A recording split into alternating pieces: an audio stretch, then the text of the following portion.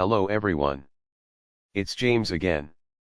And before I start today's video, I just want to quickly say, all work in this video contains 100% original content of and by myself James Smith, otherwise known as Bgood 4000, and was uniquely created with NAWMAL software, by myself James Smith. As I purchased commercial rights from NAWMAL to produce my unique and original video with this software. Commentary is uniquely my own thoughts, feelings, and expressions. Now that I have that out of the way, I do hope your day is going way better than fantastic. And your journey to self-betterment is going way better than fantastic as well. Today I want to talk about a serious and important topic. A topic that got sparked first by one news story. Then before I had a chance to do a video about it, another news story popped up with different people doing the same things. Allegedly. Look. If you suspect your mother was or is a narcissist, they don't love you. They didn't love you. They used you as a pawn to get what they wanted. And I can speak to this because my mother was a narcissist. She put myself and my golden child brother through a terrible upbringing and life. And I know some can't forgive and they won't forgive. And the honest truth is I understand why they feel that way. I forgave because I didn't want that dead weight on my back my entire life. And my beliefs and my faiths led me to that result. However, even after I forgave and my mother was still living, she was quite sick and her life was coming to an end. I still knew what and who she was. And I made it a point those times seeing her in the end when she was still in a coherent state, to not speak to her about anything of great importance about me or my life or those I know. Simply because a narcissist is a narcissist every day until they take their last breath. At least that's what I experienced. She didn't say she was sorry. She didn't express remorse or guilt or sorrow for what she put myself and brother through. She turned everyone against my father when he was living. My father fought the best he could in court against my mother when myself and my brother were little. But my mother was able to lie. She was able to lie to the court and say that my mother did all of these things I can't repeat here to my brother. She didn't dare say that using my name because she didn't want to risk me not going along with it. And she knew my brother would. And she accused my father of doing horrible things to her. Now she would drop it all if he stopped fighting and gave her what she wanted. And that was full custody of my brother and myself. And that's when my father's lawyer let my father know. You aren't going to win this one. Just let your kids go. And sadly that's what my father had to do. And we were told that our father abandoned us. And didn't love us and didn't want to fight for us. Blah blah and blah. Now what does all of this have to do with this video today? Well, this woman, Kelly McGriff Williams, was arrested a few days ago for alleged neglect, abuse and keeping her 9-year-old daughter captive in her room for approximately 5 years. And not enrolling her in school. And to top it all off, people, the father of the child, get this, has been supposedly fighting for custody of his child since the time the woman has been allegedly keeping her daughter captive in her room since 2017. You just can't make this stuff up. But wait. It gets worse. Before I had a chance to make a video about this, another story comes up. Regarding this woman Ruby Frank. From the YouTube channel where she shows off her family and does some terrible parenting tactics. Such as refusing to serve dinner to her children allegedly. If they aren't behaving. Or taking away their bedroom for extended periods of time. Well, one of these children, a little boy, escaped the house. Hungry and thirsty. With duct tape on his wrists and ankles. And went to the neighbors asking for food and water. The cops were called and Ruby Frank was arrested. And I believe one of the older daughters who finally made it out of the house made a Twitter post of the police showing up to the family home. With a caption that said, "Finally. Look, some aren't extreme as these two mothers. Anytime I got beat. My mother would make sure my brother would get upset with me. And she let him beat me. So she could keep her hands clean. Even though we were poor. It seemed I was clean and fed. Even though my mother would buy things for herself that didn't make sense. When I was in great need of a pair of shoes. But amongst poor standards. My mother's way to stay covered was to make sure we as children couldn't point a finger towards her being a terrible mother. But there are some like these too. That just can't help it. Much like the husband or wife that puts something in their husband or wife's tea or sports drink. To off them to collect insurance money.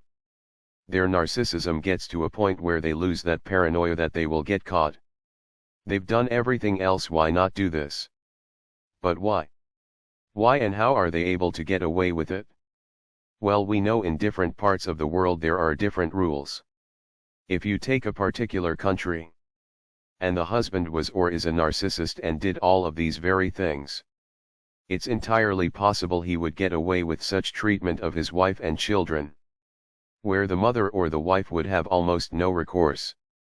But in the West, you've got a man, a father of his child, spending all of his money likely in court trying to save his children from a lunatic like this. Allegedly. Allegedly. For 5 to almost 6 years. Yet, this alleged lunatic is allowed to allegedly not enroll their child in school for 5 years and hold them starving in a room. You can't make this stuff up, people. You just can't. And what's even more insane is how much you want to bet the father was probably being ordered to pay money for a child he probably wasn't allowed to see. And it's a good possibility that he was made to seem to be a danger to the child. That he was the one that didn't love and care for the child. You know, I've seen firsthand when you have a narcissist mother and a narcissist father in action. My so-called narcissist friend. The one I've mentioned about before. That lured me to get jumped and beat up when I was a teenager. And then later he pretended to be a concerned friend. Well, he and the mother of his child. They were both terrible parents and both pieces of work, let's just say. And that instance both the parents were both short-changing their own child. But time and time again. You see what? A covert narcissist woman trap a man. Have a family. Then switch from loving wife or mother to an evil witch in 2 seconds. And this is why many of us in this community, both us men and women, most of us were raised by a narcissist mother. Some of us also had a narcissist father. Or a codependent father. Or an enabler father. There are some variants there. But the common theme you will see in the narcissistic abuse community is an overwhelming amount of us were raised by a narcissist mother. And here's the thing. I don't think that is because of one side, men or women being better or worse than another. I believe that evil and narcissism knows no bounds and can be equally found in men as it can in women. However, a narcissist will use whatever advantage it can to manipulate the system and get the supply they are looking for. And if they are living in a country that sees the mother as the best parent without looking at the facts, and to let things drag on for 5 years until someone like this is arrested for allegedly abusing their kids.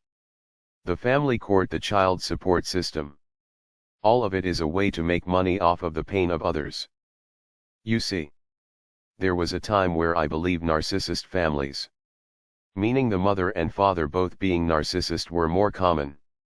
I think they sought each other out, so they could enable one another to get the supply they were looking for. But something happened. Something happened. Divorces became popular. And the divorce court and family courts showed that it was going to, in most cases. Not all. But most. In most cases would heavily favor one side. And for the female narcissist, that is way better supply. Because even though when they get with another narcissist, believe it or not, there is a power dynamic. The smart narcissist will tend to pick a dumb narcissist. So the smart narcissist can manipulate the dumb narcissist to do what they want. But at the end of the day they are both narcissists. But what's even better to the narcissist is to fool someone that doesn't know what's going on. No matter if the narcissist is a man or woman. They love fooling you into thinking that they love you and that you are so special and there can't be any other in their life but you. And then you get married or you have a kid or both happens. Maybe you buy a house. And then they let the mask slip. Then you find out you just had a child with a monster.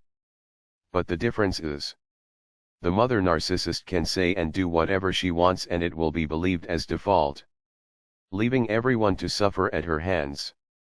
Until the police are called. And the sad truth is, there are many that won't be rescued like these lucky and brave kids.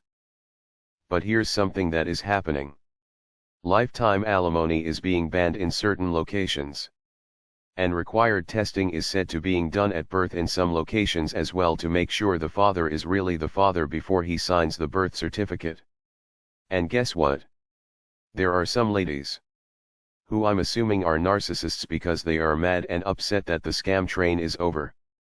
You see, right now the court system for family and divorce is set up for the system to profit and to destroy the family. And narcissists get their supply the longer they drag it out. And I believe this is how a great many of our society's narcissists have been created. They were born literally in a system that says you can ruin people's lives and get away with it. You see, I've mentioned before, especially for the ladies out there, be super careful if you meet a woman at work or at the gym that wants to be your best friend.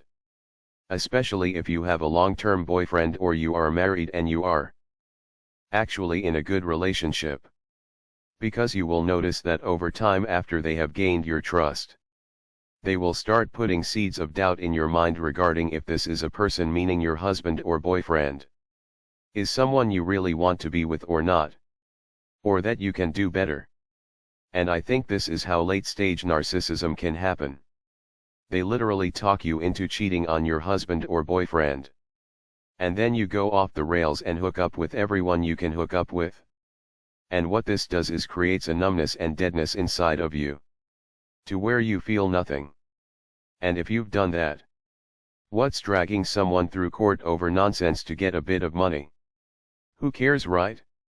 And I think this is where it all starts. Betrayal. They talk someone into betraying someone they love to deaden their hearts. So the next step and the next step is easier and easier. And here we are. Broken families are normal. And so are these stories, sadly.